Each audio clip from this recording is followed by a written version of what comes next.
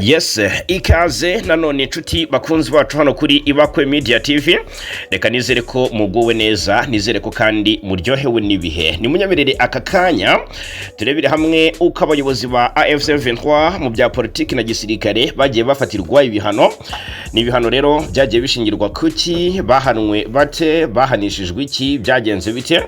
Reka tubirebere hamwe, hanyuma ariko ntabwo tubitindaho, turakomoza ku makuru y'izinyeshyamba zirenga 4 zirwanya ubutegetsi bw'u Rwanda zageze imurenge zivuye mu Burundi. Turaje tubive mu zini muzingo, ndabwira imbonera kure ndetse mu by'ukuri FDLR na FARDC zimaze imisi zitoreza hariya mu kibira, bivugwa ko ngo zamaze gutyaza umugambi mubi cyane ku banyekongo ngo kugabatutse n'abanyamurenge, ari nako kandi ngo bagomba guteza ikibazo ku Rwanda. Turabikomozaho, hanyuma rero ndababwira ko maginga ya birahindutse cyangwa se bihinduye icyerekezo. Iby'umutekano murasirazuba bwa Kongo bihinduye icyerekezo, abenshi bati leta kivunshya, ariko kandi reka turebera hamwe icyo bisaba, kubera ko biranuganurwa kandi birashoboka cyane, gusa haracyarimo urugendo rukomeye. Turaje tubirebere hamwe, hanyuma rero ibiganiro hagati ya Kongo na AFC M23 bishobora kwimurirwa mu Busuwisi vuba cyane rwose. Amakuru arangaragariza ko biri confirmed. Reka tubirebere hamwe,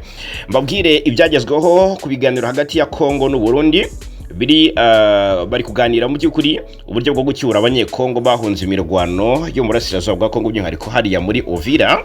Babwira ibyatangajwe na Tibonagi, uyu wanenze abibasura u Rwanda bakirengagiza Kongo mu kibazo cya FDLR. Babwire uburyo M23 yagiye yagura ibirindiro byayo mu gihe gito, tubikomozeho tubive imuzi n'imuzingo. 5 kuri 5 rero reka nongere mbaye ikaze, nanabitsa ko byoroshye cyane gukomeza kwibanira natwe hano kuri Ibakwe Media TV. Ni subscribe cyangwa sabone, ubundi bindi inshuti bavandimwe nta kindi musabwa uretse kubiduharira. Reka mubite mbangura ku by'inkuru yifatirwa yo gufatirwa ibihano kw'abayobozi ba M23. Reka ariko mbanze babwire ko muri Masisi aka kanya nakiriye amakuru avuga ko imirwano ikomeje guca ibintu hariya muri teritwari ya Masisi, ni muri Nokivu rwose. Kuri uyu munsi ni ku cyumweru tariki 5 ngo hari imirwano rwose ikomeye cyane, ndetse iri guhanganisha abarwanyi ba M23 ndetse n'ingabo za Congo FARDC n'imitwe ya Wazalendo. Ni imirwano bivuga ko ngo yahuje impande zombi, ariko ngo M23 cyane cyane iri kwesurana n'inyeshyamba zo mu mitwe wa UPCRN ndetse na SCNDH na n'uwitwa ngo ni AFDP. Iyi mirwano rero iri kubera cyane mu murenge wa Osobanyungu. Turaje turebere hamwe mu makuru yacu ari imbere, turaza kubabwira uko byaje kurangira na byinshi birambuye kuri aya makuru turaza kuba tubifite ahangaha. Reka munyemerere twanzike ni raporo yashyizwe hagaragara muri Mata 2026, ishyirwa hanze n'itsinda ry'ubushakashatsi kuri Repubulika ya Demokarasi ya Kongo, ni CRG. Ni ikigo gishinzwe ubufatanye mpuzamahanga CIC muri kaminuza ya New York muri Leta Zunze Ubumwe za Amerika. Ivuga ko abayobozi 13 mu rwego rwa gisirikare na politike 13 mu rwego rwa gisirikare ndetse no mu rwego rwa politiki bagera kuri 13 ba M23 bafatiwe ibihano mpuzamahanga byafashwe na Loni, Amerika ndetse n'umuryango umwe bw'ibihugu by'Uburayi kuva mu Gushyingo n'Ukuboza 2012. Umugaba mukuru wa M23 General Sultan Makenga afatiwe ibihano na Loni, Amerika n'Uburayi kubera kurenga kucyo bisa amategeko mpuzamahanga. Ngaruye, komanda wa Karere ka mbere k'ibikorwa, ndetse na Innocent Kayina ugeze ku muntu ukomeye cyane muri uyu mutwe, bakatiwe ibihano nk'ibyo kuva icyo gihe. Colonel Innocent Zimurinda ni umuyobozi w'icyicaro gikuru yafatiwe ibihano na Loni kuva mu Kuboza 2010 n'umuryango umwe bw'ibihugu by'Uburayi kuva icyo gihe rero, ndetse na Amerika kuva muri Mata 2013. Abamereyeho n'aba frontline commanders n'abayobozi mu bya gisirikare.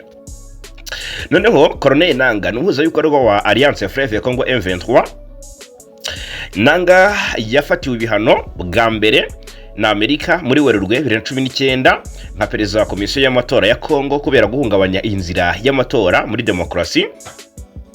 Hanyuma nanone rero afatirwa ibihano muri Nyakanga 2024 kubera uruhare rwe nk'umuyobozi wa AFC M23.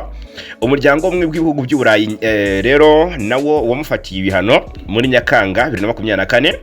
Bertrand Bisimwa, umuyobozi wa politike wa M23, uyu ni nawe wungirije Colonel Nangaa, nawe biragaragazwa ko yafatiwe ibihano na Amerika muri Nyakanga 2024 ndetse n'umuryango w'ubumwe bw'ibihugu by'Uburayi wamufatiye ibihano muri Werurwe 2025. Muri Werurwe 2025 kandi abandi bayobozi batanu bafatiwe ibihano n'umuryango w'ubumwe bw'Uburayi barimo Desire Rukomera ukuriye gushaka abayoboke ndetse no kwamamaza, Colonel John Imarinzenze ukuriye iperereza rya gisirikare ndetse n'ubutasi birumvikana, Jean Bosco Nzabonimpa Mupenzi uyoboye cyangwa se n'umuyobozi ushinzwe imari nawe yafatiwe ibihano, Joseph Musanga Bahati Erasto uyu ni guverineri wa Kivu y'Amajyaruguru washyizweho na M23 nawe yafatiwe ibihano, na Justin Gacheri Musanga uyu Justin Gacheri nawe ari mu bafatiwe ibihano ni komanda wa zone. Harimo kandi Benjamin Bonimpa umunyamabanga mukuru wa AFC M23 akaba n'umuramo wa Makenga General Sultan Makenga, kubera ko ngo umugore wa General Sultan Makenga ni mushiki wa Benjamin Bonimpa. Uyu Bonimpa rero nawe ni umunyamabanga mukuru wa AFC M23 akaba na muramu wa General Sultan Makenga komanda mukuru wa M23 nawe ari kuri rutonde yafatiwe hano n'umuryango w'ubumwe bw'Uburayi. Hanyuma Colonel Willingoma wahoze ari umuvugizi akaba n'umuyobozi w'ingabo muri M23 wishwe mu minsi yashize n'igisirikare cya Kongo, yishwe na drone ya FARDC yamurasiye hariya mu bice bya Rubaya. Yafatiwe ibihano na Loni muri Gashyantare 2024 ndetse n'umuryango umwe bw'Uburayi muri Mata 2024. Yishwe ku itariki 24 Gashyantare 2026 mu gitero cy'indege zitagera abapilote zizwi nka drone hafi ya Rubaya muri Kivu y'Amajyaruguru. Ahangaha ndagira ngo mubyumve neza, buri muyobozi wese wa M23 ahangaha wafatiwe ibihano ntago yagiye bifatirwa n'umuntu umwe cyangwa se n'urwego rumwe. Ufatiwe ibihano na Amerika hiyongeraho gufatirwa ibihano n'umuryango mpuzamahanga. Mu bya gisirikare abenshi bafatiwe ibihano, abenshi bazwi mu ba operators bafatiwe ibihano, abenshi bazwi mu ba frontline commanders bafatiwe ibihano, abenshi mu bazwi mu bayobozi mu bya politike ba AFC M23 nabo bafatiwe ibihano. Aka kanya M23 iracyakomeje impinduramatwara ndetse birashoboka ko yakora cyangwa se yashinga leta ya Kivu yigenga. Reka nabyo dukomeze turebera hamwe icyo bisaba. Ni ibiki bivuze iki? M23 ifite intego yo gucamo ibice Repubulika ya Demokarasi ya Kongo. Ese M23 ifite intego yuko mu by'ukuri uburasirazuba bw'igihugu cya Kongo bwakwigenga. Ese M23 ifite intego cyangwa se yo kwagura imbibi ikaba yafatana Kinshasa. Ese M23 ubundi intego yayo ni intego ki? Uyu mutwe akenshi binyuze mu bayobozi bagiye batandukanye biri huriro Alliance Fleuve Congo M23 byagiye bivugwa ko mu by'ukuri ikigamijwe cyangwa se intego yawo nyamukuru ari ukubohora igihugu no gufata ubutegetsi. Byatangajwe umujyi wa Goma utarafatwa hakibaho kwihuza kwa Alliance Fleuve Congo M23, Alliance Fleuve Congo na M23. Icyo ngira ngo tuganireho rero cyangwa se tunarebera hamwe mu buryo burambuye ni M23 koko yacamo ibice Repubulika ya Demokarasi ya Kongo. Ese habaho balkanization? Abenshi bari baza batese nibyo byaba, ese byaturuka kuki? Icyo nshaka ngo mbabwire, reka mbanze mbabwire ko uyu mutwe wa M23 birashoboka ko mu by'ukuri waba urajwe ishinga no kubohora abanyekongo bose muri rusange ntawe ukuwemo, ndetse no gukora ubutegetsi bwa Tshisekedi burangwa n'ikibi, ruswa, ikene wabo, kwikubira imitungo y'igihugu ndetse n'ibindi bigiye bitandukanye. Ariko kandi ku rundi ruhande bijyanye n'amategeko mpuzamahanga, amategeko agiye atandukanye agenga cyangwa se atuma ashyigikira cyangwa se akumira icibwamo ibice ry'igihugu bitewe n'impamvu runaka. Mu by'ukuri rero muri make M23 aka kanya urebye neza muri position irimo ntishobora gushinga leta ya Kivu. Ndagira ngo mubyumve neza ko kantu mugasurinye aka kanya bijyanye na position M23 irimo ntishobora gushinga leta ya Kivu mu buryo bwemewe n'amategeko mpuzamahanga, keretse ibintu wenda bikomeye cyane bikangonga ko M23 ibikora yirengagije amategeko mpuzamahanga. Kandi nkeka ko iri huriro ritarajwe ishinga mu by'ukuri no kwica amategeko mpuzamahanga cyangwa se kwica nkana ayo mategeko agenga ibijyanye n'icibwamo ibice ku ruhande cyangwa se ku gihugu. Ubwo rero impamvu mbivuze gutya reka mbisubiremo. M23 ntabwo iri muri position, ntishobora kuba aka kanya yashinga leta ya Kivu mu buryo bwemewe n'amategeko mpuzamahanga, keretse bibaye ngombwa ko uyu mutwe wirengagiza amahame yawo yo kubaha amategeko mpuzamahanga. Ubundi reka nkubwire wenda ibisabwa mu by'ukuri mu buryo buvunaguye kugira ngo uwemererwe icyo kintu. Biragoye cyane kugerwaho, ntago tubara ko ngo M23 ifite ibice byinshi by'ingenzi muri burasirazuba bw'igihugu cya Kongo kandi ifite igisirikare gikomeye mu by'ukuri cyo kuba cyabasha kurinda umutekano w'abaturage b'ibyo bice babohoye. Murabizi ko hakiri n'ibice byafashwe ariko bicyumvikanamo imidugararo n'ikibazo cy'umutekano muke. Icyo ni icyambere, ariko reka kucyita icyambere ubwo nkita cya zero kubera ko ntago ariyo mpamvu nyamukuru ngenje kukubwira aha ngaha. Nari nkubwiye ko mu by'ukuri bigoye cyane kugerwaho, birashoboka ariko biragoye cyane. Ubwo rero M23 ikaba aka kanya ifite ubutaka igenzura, ariko se mu buryo bumwe cyangwa ubundi ubwo butaka cyangwa se ibyo bice M23 igenzura bigenzuwe neza? Navuga nti yego, nkurikije wenda ubuhamya abaturage batuye muri ibyo bice batangaza, abajyayo abatuyeyo batangaza ko ibice bigenzurwa na M23 bifite umutekano kurusha uko igisirikare cya Kongo cyagenzuraga byabaga byifashe. Ubwo rero reka mbigire gutya, kugira ubutaka bugenzurwa neza, M23 aka kanya yakagombye kugenzura neza igice kinini cya Kivu y'amajyepfo n'amajyaruguru, ibice byose igenzura ikabitekanisha, ntihongere kumvikana imidugararo cyangwa se ntihabeho impungenge ku mutekano muri ibyo bice. Si nicyo gusa, M23 igasabwa kugira ubutegetsi cyangwa se ubuyobozi bukora, ubwo ni ikizwi nka administration, hakabaho umutekano muri ibyo bice, serivisi nziza zigahabwa abaturage n'ibindi bigiye bitandukanye. Ariko ibi ntibihagije ubwabyo, ndagira ngo mubyumve neza. Nk'ubwo kwemerwa n'abaturage, icyo ngicyo nacyo ari ikintu gikomeye cyane nshaka ko mwumva neza ndetse mukagiha agaciro. Iyo ngingo ese iremerwa n'abaturage? Abaturage bo mu burasirazuba bwa Kongo barizole, bari bibona ko batitaweho nk'ab'ikindi gihugu, bakaba bashyigikiye ko M23 igenzura ibyo bice cyangwa se barindira umutekano, yasaba ko cyangwa se yaharanira ko uburasirazuba bwa Kongo bwigenga. Icyo ni icyambere, kuko ubusabe cyangwa se ubushake bw'abaturage nacyo ni kimwe mu bintu birebwa cyane. Ubwo rero kwemerwa n'abaturage ni kimwe mu bintu by'ingenzi cyane. Nge nagira icya kabiri, hakenewe ko abaturage benshi bashyigikira icyo gitekerezo niba koko gihari. Hari naho byasaba icyitwa referendum, hakabaho itora, hanyuma abaturage bo bakemeza ko bashaka kwitandukanya na Repubulika ya Demokarasi ya Kongo M23 cyangwa se completely, reka mbivuge gutya. Abaturage hakabaho referendum, bo ubwabo hakabarurwa amajwi y'abashyigikiye ko ubutegetsi bwa Kivu ya ruguru cyangwa se uburasirazuba bw'igihugu cya Kongo bwigenga. No kuvuga ngo hakenerwa ko abaturage benshi bashyigikira icyo gitekerezo ku bwiganze kuruta abatagishyigikiye. Naho ubwo urumva ko byasaba nyine referendum, nkuko aka kanya agira amabwiza ukuri ko ari cyo bisabwa. Icyo rero nicyo cyakorwa kugira ngo abaturage mu by'ukuri b'uburasirazuba bw'igihugu cya Kongo bagire igihugu cyabo bwite. Byasaba referendum, abaturage bakemeza ko bashaka kwitandukanya na Repubulika ya Demokarasi ya Kongo.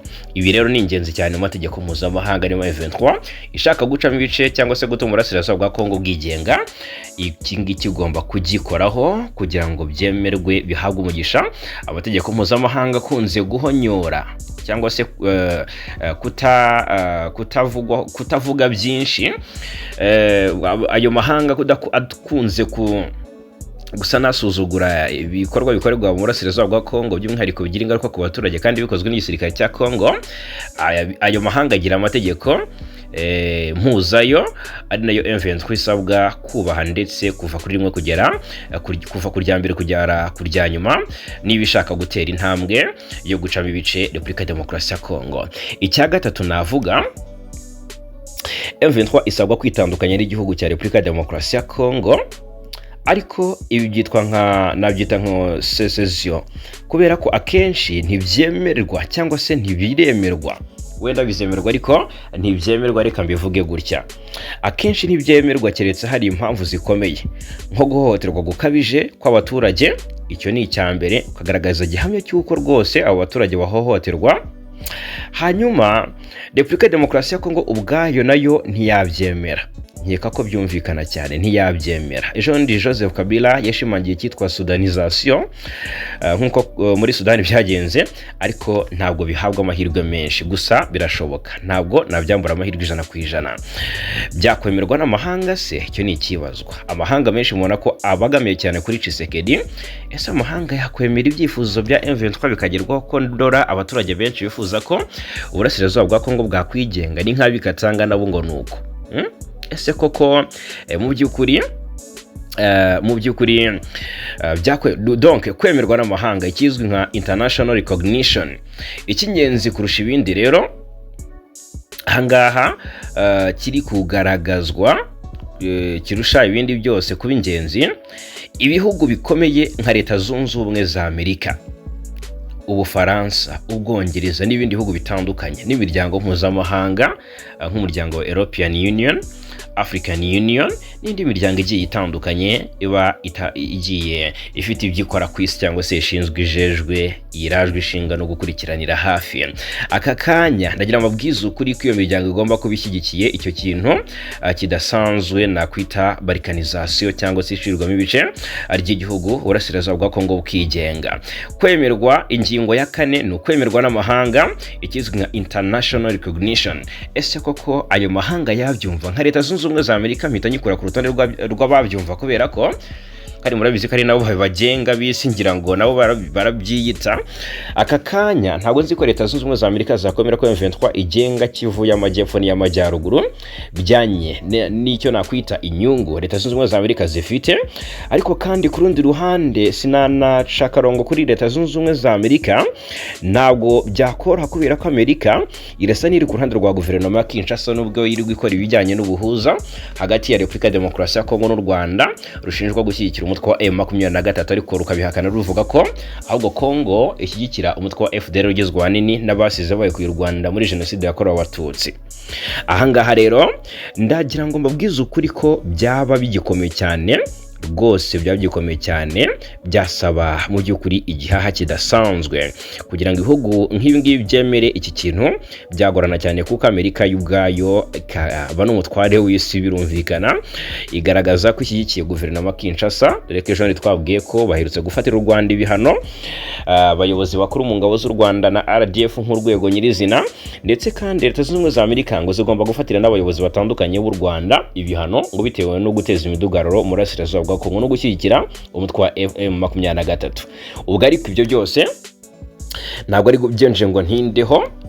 Murabizi ko Leta Zunze Ubumwe za Amerika zimaze iminsi bitangajwe ko zishobora kuza kongera guha ubufasha igisirikare cya Kongo mu bijyanye n'imyitozo, ibikoresho n'ibindi bigiye bitandukanye, ngo kubera ko Kongo isigaye yubaha icyitwa ngo ni itegeko rikomeye cyane rigenga ikoreshwa ry'abana mu gisirikare, rikabibuza rikabikumira, ngo ni Child Soldiers Prevention Act.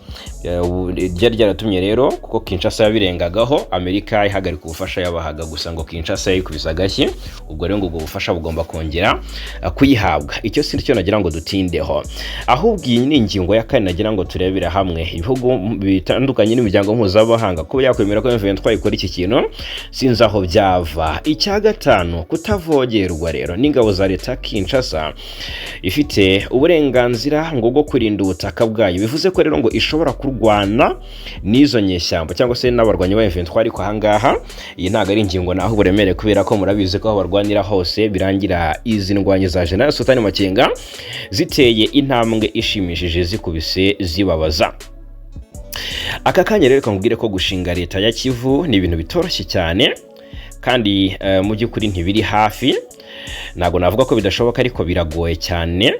muri iki gihe wenda ejo byakunda ariko uyu munsi bwo biragoye cyane, byasaba impinduka nini cyane mu bya politike, ubufasha bw'amahanga n'inkunga y'abaturage muri rusange. Rero nicyo navuga, benshi barasenga bati nyaboneka icyaduha bikaba, ariko kandi ugushaka kw'Imana ko kuganze mu batuye isi ndetse n'ibiyigize birumvikana.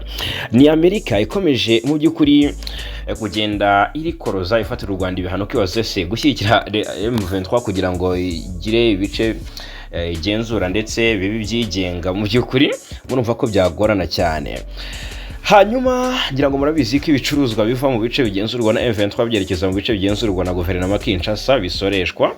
Ikimenyetso cy'uko Kinshasa yamaze kwidekarara ko burasirazuba bwa Kongo atari igice cya Repubulika Demokarasi ya Kongo. Benshi bati rero wasanga aricyo twaheraho tuvuga tuti ni higenga, ariko harebwa n'ikindi cyakorwa kugira ngo Kongo idacibwamo ibice, ko Kinshasa sinzi ko yava kwizima ngere kure bira bice bikungahaye cyane, ikunze gukinga udukarito cyangwa se gukinga amahanga mu maso kugira ngo yifashe mu kubaka igisirikare ndetse no kugira ingabo zikomeye cyane no mu rugamba bahangaramo twa M23. Aho M23 igenzura hari amahoro henshi, nko muri Nyiragongo abaturage bahawe igisubizo ku kibazo cy'amazi meza cyari kimaze imyaka myinshi. Ubwo aka Kanya rero reka mbwire ko Alliance Fleuve Congo mu by'ukuri ryamaze kwagura ubuso mu buryo budasanzwe. Reka nkumenyesha uburyo uyu mutwe wagiye wagura ibirindiro byawo mu gihe gito. Aka Kanya ubu impamvu Uvira batayifite bikaba ari ubushake bwabo. Iri huriro rikomeje kugaragaza imbaraga mu burasirazuba bwa Kongo, aho mu gihe gito ryarenze cyangwa se ryageze ku kwigarura uduce twinshi ku buryo bwihuse. M23 yongeye kubyutsa ibikorwa byayo bya gisirikare mu mpera z'umwaka wa 2021 nyuma y'igihe yari imaze itagaragara cyane, itangira kwiyubaka bushya, kongera ingabo no gushaka abarwanyi bashya. Ibi rero byatumye mu mwaka wa 2022 itangira guhangana bikomeye n'ingabo za leta ya Kongo FARDC n'imitwe iyishyigikiye. Mu buryo bwihuse rero uyu mutwe wagize utya ufata ibice bitandukanye byo mu karere k'uburasirazuba bwa Kongo, mu ntara za Kivu y'Amajyaruguru n'Amajyepfo, aho wigaruriye imijyi n'uduce by'ingenzi. Harimo imijyi minini ifite akamaro mu by'ubukungu n'ubwikorezi. Uko kugenda ufata ibice byinshi rero byatumye M23 y'ubumwe mu mitwe ifasha cyangwa se ifite ububasha bunini mu burasirazuba bwa Repubulika Iharanira Demokarasi ya Kongo. Mu ntangiriro z'umwaka wa 2025 uyu mutwe wateye intambwe ikomeye ufata umujyi wa Goma, ufatwa nk'umurwa mukuru wa Kivu y'Amajyaruguru ubukungu, ndetse unakomeza ugana mu yindi mijyi nka Bukavu. Ibi byagaragaje uburyo wakoresheje ingufu zidasanzwe za gisirikare ndetse n'imitegurire ihamye ya gisirikare. Nyuma yo kwigarurira ibice, M23 ntiyagarukiye aho cyangwa se ntiyagarukiye ku kubifata gusa, ahubwo yatangiye no gushyiraho imiyoborere isa n'iy'ubutegetsi igamije gukomeza kugenzura no gukoresha neza uturere yafashe. Ibi rero byayihaye ubushobozi bwo gukomeza kwagura ibikorwa byayo ndetse no gukomera kurushaho. Mu bihe bya vuba imirwano yakomeje hagati ya M23 n'ingabo za leta zifatanyije n'imitwe yitwaje intwaro, aho impande zombi zigenda zisimburana kwigarurira uduce dutandukanye, bigaragaza ko urugamba rukiri mu by'ukuri ahabisi rukomeye kandi rutararangira. Muri rusange rero kwaguka kwa M23 mu gihe gito gushingiye ku kongera ingufu za gisirikare, imitegurire ihamye ndetse no gufata uduce tw'ingenzi mu buryo bwihuse.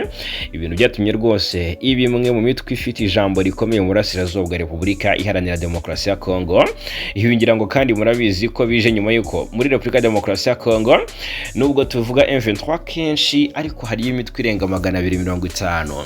Aka Kanya rero M23 niri ku isonga mu mitwe iri koroza cyane ndetse ivugisha benshi muri aka karere k'ibiyaga bigari, ndetse ikanateza Kinshasa icyo nakwita ubwoba, igaca igikuba, ikabahindisha umushyitsi mu buryo bumwe cyangwa se ubundi. Mwumve ko ibikorwa bya M23 byatumye Kinshasa isa nifunguye imiryango y'ibiganiro, ngo baganire barebe icyatuma amahoro agaruka mu burasirazuba bwa Kongo.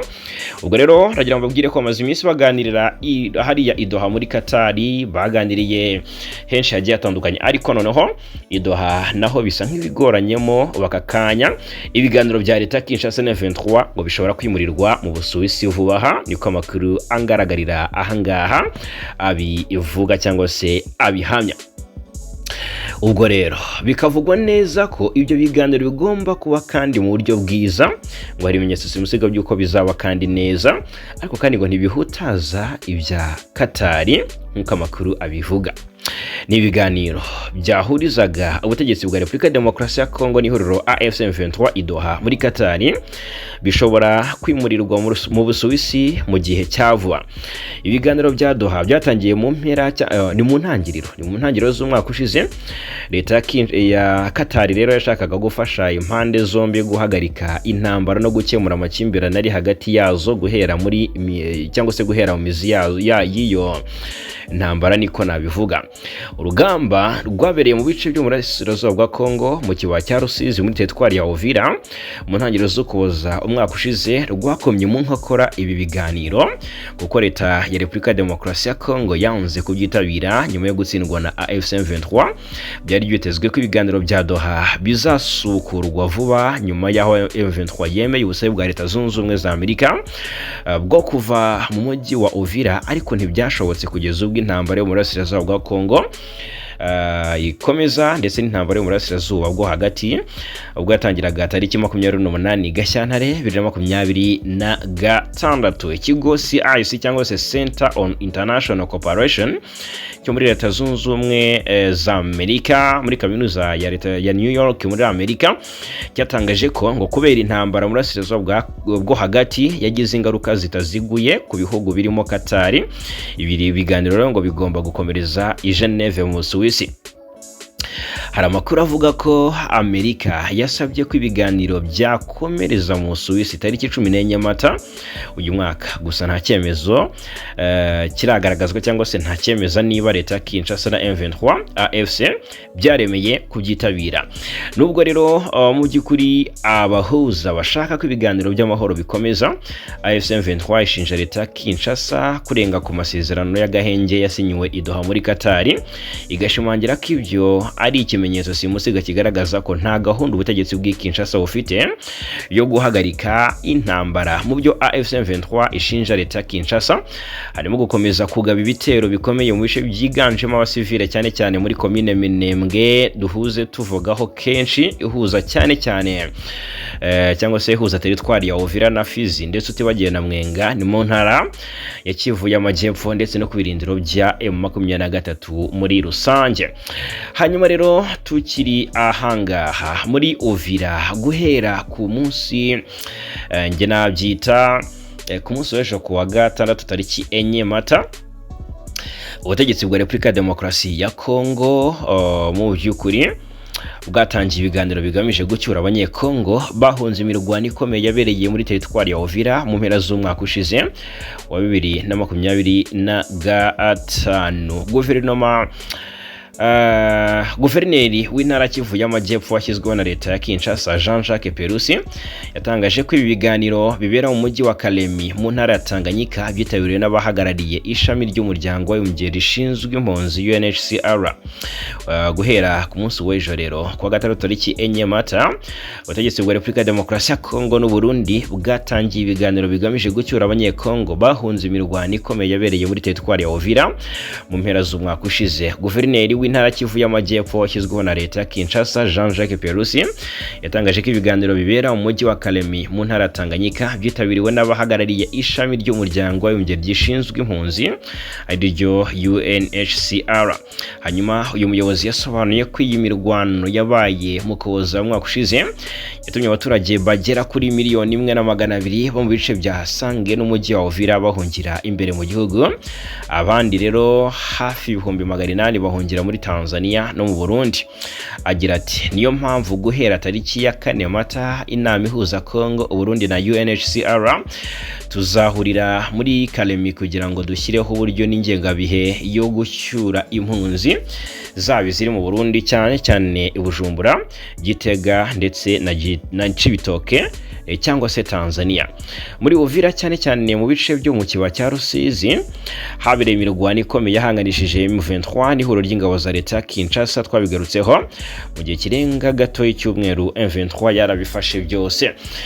Rero ubwo AFC M23 yagiye wagenzuraga ibyo bice n'umujyi wa Uvira, leta y'u Burundi yafunze umupaka wo ku butaka wa Gatumba na Vugizo. Abanyekongo bari barahungiye mu bice birimo Bujumbura babura uko bataha, nubwo imirwano mu by'ukuri yari yarahagaze. Muri Mutarama uyu mwaka M23 yavuye mu mujyi wa Uvira bisabwe na Leta Zunze Ubumwe za Amerika nyuma yo kwizezwa ibitangaza ko ibiganiro by'amahoro biyoborwa na Doha bizahita bisubukurwa. Muri Gashyantare umwaka wa 2026 Burundi bwafunguye umupaka wa Gatumba, ubwo bwabonaga ko mu by'ukuri ingabo za leta zasubiye mu mujyi wa Uvira, ariko umubare w'abanyekongo batashye ni muto ugeranyije n'abahunze.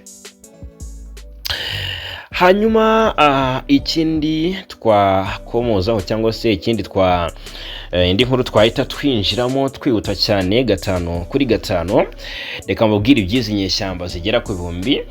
Ndi kubona ibihumbi 4, inyeshyamba ibihumbi 4, kandi ngo ni inyeshyamba zihora zambariye gushotora cyangwa se guhungabanya umutekano w'u Rwanda ko bwije nuko bukeye. Amakuru angeraho rwose aremeza ko inyeshyamba zibarirwa mu bihumbi 4 zo mitwe ya P5 irwanya ubutegetsi bw'u Rwanda zamaze kugera Umurenge mu ntara Kivu y'Amajyepfo nyuma yo gusoza imyitozo zari zimazemo igihe mu gihugu cy'u Burundi. Amakuru avuga ko ku munsi w'ejo kwa gatandatu cy'enye Mata aribwo ziriya nyeshyamba zageze ahitwa ku Ndondo mu misozi miremire y'Umurenge. Andi makuru kandi iki gitangazamakuru cyamenye nuko bari abarwanyi nk'uko kibitangaza, ubwo n'amakuru bamenye nyine ngo bari abarwanyi bagiye ngo nta ntwaro bafite, ngo kubera ko inkongi y'umuriro iherutse kwibasira ububiko bw'intwaro zari zibitse mu kigo cya gisirikare cya Musanga i Bujumbura yatitswe. Rero bari abarwanyi bagombaga kwifashisha mu burasirazuba bwa Kongo. Hanyuma rero kandi ni intwaro zari zimuriwe muri kiriya kigo zivanwe mu kigo cya gisirikare cya Mwaro kugira ngo zijyanwe muri Repubulika Demokarasi ya Kongo. Amakuru kandi akavuga ko muri kiriya kigo cyangwa se guhanahiriyemo drone nyinshi zo bwoko bwa CH-4 ndetse n'izindi mbunda ziremereye hamwe n'imyambaro y'abasirikare. Amakuru atugeraho yemeza ko abarwanyi byuze ba P5 nyuma yo kugera Umurenge bakiriwe na Lieutenant Nyamusaraba Alex, uyu no mu mutwe wa Gumino usanzwe ukorana na leta ya Kinshasa ndetse akaba yarakoranaga bya hafi na P5 ibarizwa mu mutwe wa RNC wa Kayumba Nyamwasa.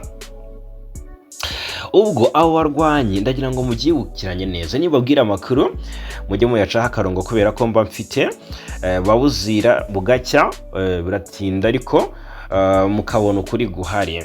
Ibi ni bivuze ko aba basirikare bavuye mu Burundi cyangwa se izi nyeshyamba zivuye mu Burundi harimo izavuye mu kibira zimaze iminsi zihabwa imyitozo n'aburuhu rwera. Twari twabivuze ko hano muri kiriya gice muri biriya bice by'ishyamba rya Kibira riherereye muri komine Bukiranyana ni mu ntara ya Bujumbura, hakomeje kubera imyitozo ya gisirikare ikomeye cyane yakomeje guhabwa imbonerakure zari zoherejwe kurwana muri Repubulika Demokarasi ya Kongo. Abaturage baturiye ishyamba rya Kibira bamaze iminsi batangaza ko ubwo bari bwose kubera ko bumva ibiturika, ndetse barabizi neza ko abavuga Igiswahili, Igifaransa, Ikinyarwanda bari gutorezwa hariya muri ririya shyamba rya Kibira. Murumva ko rero bamwe bazamutse Umurenge ku Ndondo bagaragayeyo. Ubwo rero impungenge zikomeje kuba zose kubatuye hariya Umurenge birumvikana.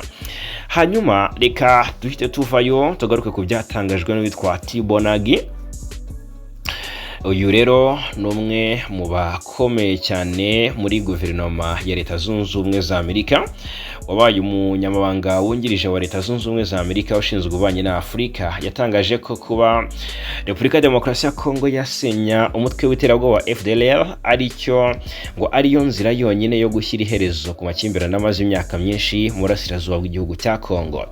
Ibyo bwiritseho nyuma y'ikiganiro Perezida Kagame yagiranye na Jeune Afrique ejo bundi. Ni ikiganiro kibanze ku ngingo zirimo umubano umuhungu wa Juvenal Habyarimana afitanye n'ubutegetsi bwa Repubulika Demokarasi ya Kongo, by'umwihariko barangajwe na Tshisekedi. Kandidatire ya Louise Mushikiwabo nayo yaganiriyeho ku buyobozi bw'umuryango w'ibihugu bikoresha Igifaransa ndetse n'icyemezo u Rwanda ruherutse gutangaza cy'uko rushobora gukura ingabo zarwo mu burasirazuba bwo hagati ya Cabo Delgado muri Mozambique. Nyuma y'uko iki kiganiro gishyizwe hanze, tibona giherutse no gutangaza ko ashidikanya ku bushake bw'ubutegetsi bwa Repubulika Demokarasi ya Kongo bwo gusenya umutwe w'iterabwoba wa FDLR, yavuze ko yuzuzanya na Perezida Kagame ku ngingo y'ingamba z'ubwirinzi zashyizweho n'u Rwanda kubera ibibazo by'umutekano muke mu burasirazuba bwa Kongo. Ati ndabizi ko Perezida w'u Rwanda Paul Kagame atavugwaho rumwe cyane, ariko mu kiganiro yagiranye na Jeune Afrique yagaragaje ingingo ifite ishingiro niba amahanga amusaba gusenya imitwe irinda u Rwanda. Amahanga ubwo akwiye no gusaba Kongo gusenya imitwe igaba ibitero ku Rwanda, ubwo ni FDLR. Iyi niyo nzira yonyine. Muri iki kiganiro kandi na Jeune Afrique, umunyamakuru yabajije Perezida Kagame ibyo gukorana na M23 ku 22 Mutarama uyu mwaka. Ambasaderi w'u Rwanda i Washington yavuze ko u Rwanda rukorana na M23 mu bijyanye n'umutekano. Abantu benshi mu by'ukuri babisobanuye ko ari ukwemera kw'ingabo ingamba z'u Rwanda z'ubwirinzi zisobanuye ko ingabo zarwo ziri mu burasirazuba bwa Kongo. Perezida Kagame yagize ati ibyo birumvikana. Ingamba z'ubwirinzi zishatse gusobanura iki? Zisobanuye ko hari kurinda ubutaka bwacu hamwe n'imbibi zacu mu buryo nta watugirira nabi. Bisobanuye ko rero hari uburyo bwinshi burimo gukoresha ibikoresho byacu bya gisirikare, kohereza ingabo zacu ndetse n'ibindi. Muri make ntabwo mbona ikintu kitumvikana niba kurinda imbibi zacu bisaba ko umwanzi aguma mu birometero 5, 10, 20 kure yazo. Ibyo ni ingamba z'ubwirinzi. Hanyuma rero reka turebe cyangwa se reka tureke gukomeza kureba ibyo bintu mu buryo bumwe. Akomeza agira ati kuki tuvuga u Rwanda gusa mu gihe ruhanganye na guverinoma iri gukorana na FDLR, hanyuma ntihagire icyo tuyivugaho? Ntutekereza ko nzakuraho ingamba zanjye z'ubwirinzi mu gihe utari gukuraho ibibangamiye n'igihugu cyanjye? Perezida Kagame avuga ko kubahiriza ibisabwa ari wo mutima w'amasezerano ya Washington hamwe n'andi yayabanjirije, nubwo Kongo yanze kuyubahiriza. Perezida Kagame yashimye ko kuva abarwanyi ba M23 batangira kugenzura ibice bihana imbibi n'u Rwanda mu burasirazuba bwa Kongo, rwizeye umutekano warwo ugereranyije n'uko ibintu byari bimeze mbere. Ndetse ashimangira ko ibihano Leta Zunze Ubumwe za Amerika zafatiye ingabo z'u Rwanda bibogamye. Ngo birabogamye, ariko ngo ntago biteza hanyuma ngo ntabwo mu by'ukuri uyu Tibonage yavuze ko bitameze neza, atari ibihano bikwiye cyangwa se biri mu mucyo. Nuko yatangaje kabisa. Ngo ntabwo biteza, avuga ko mu by'ukuri ntabwo abona impamvu, ariko ni ibihano bigaragazwa ko bidateze kubuza u Rwanda gufata ingamba zarwo zo kurinda umutekano warwo.